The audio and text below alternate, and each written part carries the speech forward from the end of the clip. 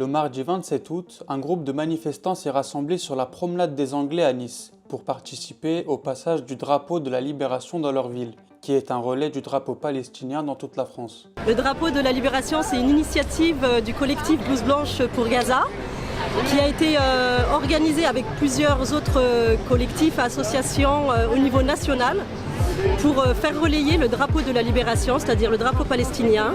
Un parcours sur 14 km à peu près sur toute la ville, en passant par des places importantes de la ville, promenade des Anglais, place Masséna, Garibaldi, place de la Libération, et un départ ce soir de la place de l'Île de Beauté pour la Corse. Free, free, free Palestine! Free, free, free Palestine! Free, free, free Palestine!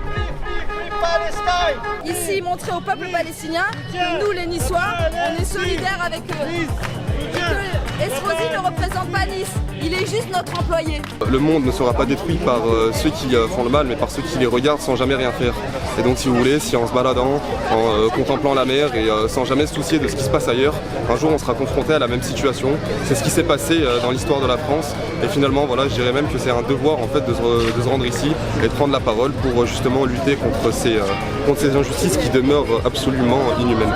Je suis là pour soutenir la Palestine et le peuple palestinien en accompagnant le passage du drapeau à Nice, pour rappeler aux gens que les Palestiniens existent et que ce sont des êtres humains qu'on tue tous les jours avec les femmes et les enfants. Savez-vous que la ville de Nice a été nommée ville des enfants?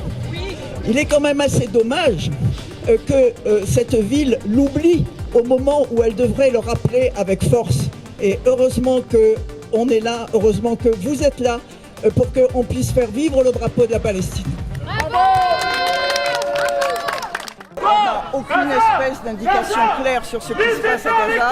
Et moi qui suis, comme on dit, fan de droit, je suis quand même outré de ce que les décisions de la Cour internationale de justice et de la Cour pénale internationale et que le droit international ne soit pas respecté et que pire, personne ne le dénonce de façon claire.